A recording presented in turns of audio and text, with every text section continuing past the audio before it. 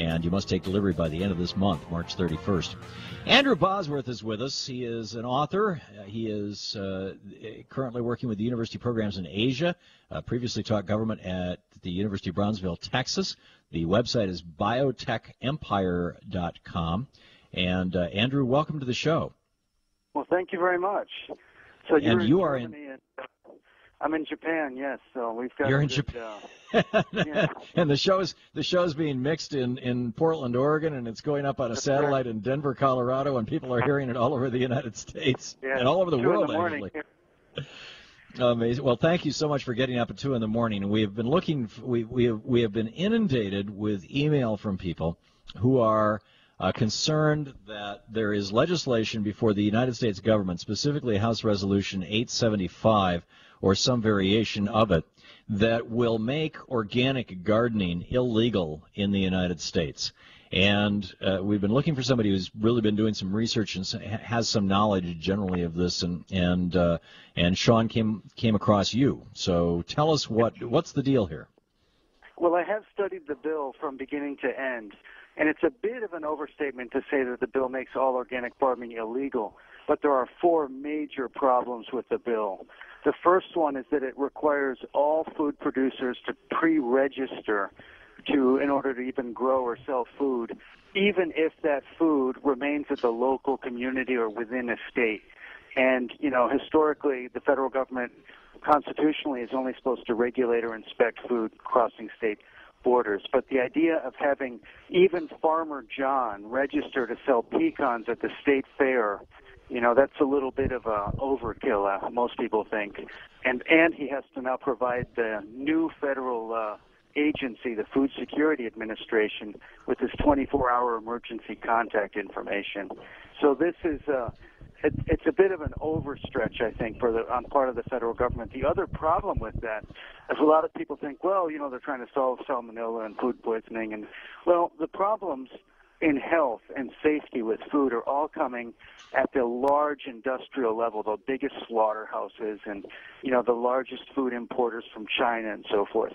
That's where the unhealthy food is. And these are precisely the kinds of industries that are shaping this food bill, because they're going to be the ones that will serve as the quote-unquote accredited labs under Section 211. So it's very possible, for example, in this food bill, to have Monsanto and their bioengineers set up the inspection regime for organic farmers. So the companies that specialize in frankenfood technology, for example, will be able to shape the inspection regime and even do the sampling and testing for organic food produced at the local level. Amazing. So now, really, you said that there's 4 points. One of the things that people have said to me is that their understanding of the bill is that if you grow things in your own backyard, that's illegal, or maybe the stretch is if you grow it in your backyard and you sell it at the local farmer's market, or if you grow it in your backyard and you give it to your neighbor, that's illegal. Do I have? Yeah, exactly. Is that the case, actually?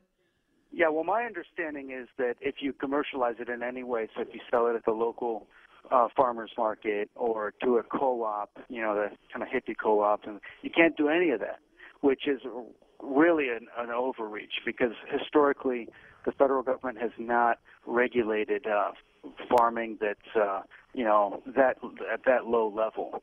And right. And again, as I said, the health problem does not exist at that level. By contrast, that's the healthiest food you can eat. And right. It seems that the problem isn't the small or the organic farmers. It's these large processors, these large agribusinesses that even there was even organic lettuce recently that had E. coli. Turned out it came from a giant organic farm. I mean, a factory farm essentially. And it's the largest slaughterhouses that are mixing cattle feed in with the grain and feeding it back to the cows. And this sort of cannibalistic cycle is what causes mad cow disease in the first place.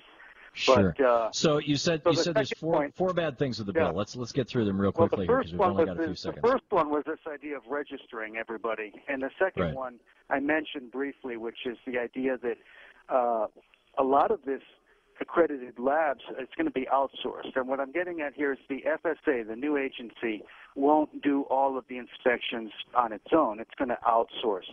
to large companies, just the way that, in the same way the Department of Defense outsources security concerns to Blackwater often, we're going to see that same type of thing develop with the FSA, so that you could have Monsanto sampling and testing organic food.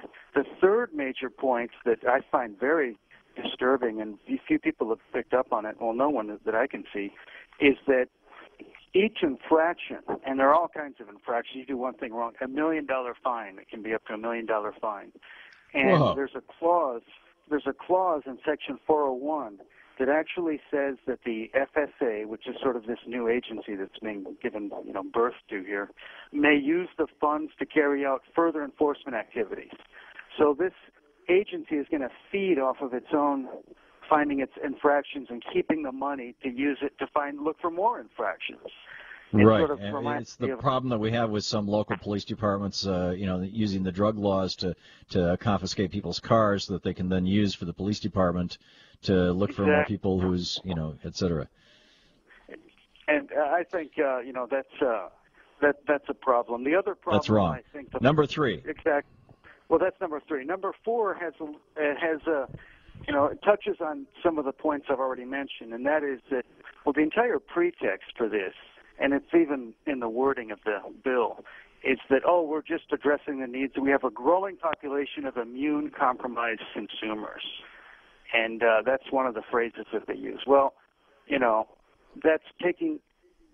It's actually the problem. Why do we have a growing population of immune-compromised consumers and people with, problems with obesity and people with diabetes and so forth? Because the food industrial complex exists at a level of, chemical agriculture and this type of thing. And basically the problem with the bill, this is the biggest problem with the bill, it's moving our nation in the opposite direction from where we need to go with food. I think people, families, communities should move in the direction of food autonomy, food security, having local, seasonal, organic food, and that is the direction that we need to go, and that's the direction of education and free markets with some inspection at the local and state level, but to have the federal government, just willy-nilly define who's going to be a food establishment or not and put everybody into these categories, random inspections, $1 million fines, that's going to favor. This is crazy. Andrew Bosworth, we're talking with Dr. Andrew Bosworth, the website biotechempire.com. Andrew, where is this coming from, and what are the odds of this actually becoming law? The odds are pretty high of it becoming law, I think. And this is not coming out of the blue. There's a long history, about 10, 15, 20 years or so, but of food control. And this, in 2005, we saw the National Uniformity for Food Act, and that was a Republican. This is a Democrat, so both parties are pushing food control. But the Uniformity for Food Act eliminated high state standards, like California had a high standard, Proposition 65 and so forth. And it pushed all of those high state standards down to a lower federal standard, so that really it means that food is being redistributed downward. It's sort of being reclassified downward. And we also see, for example, the National Animal ID system. That's a system to chip and keep track of all animals, which might make sense for the largest slaughterhouses, but pushing this into the Mennonite farming community isn't a very popular idea. How do we push back on this, Andrew? We have less than a minute left, by the way, before the. I would say just call your congressman, call your Senate. I know it's a trite thing, but I think sometimes it works. A lot of phone calls, badger people, get the word out. There's a lot of groups coming together out of this. International Seeds Day is coming out April 26th, the first time, sponsored by all kinds of. I've got to tell you, the first time I heard about this, I'm sorry. Go ahead. Oh, go ahead. I was going to say the first time I heard about this, I thought this can't be possible. This is crazy that this would happen in America. We absolutely need to be pushing back on it. We need to be pushing back on it aggressively and just saying, no, stay out of organic food, stay out of our food supply, and organic foods in particular. Dr. Andrew Bosworth, thanks for calling in from Japan. I appreciate it.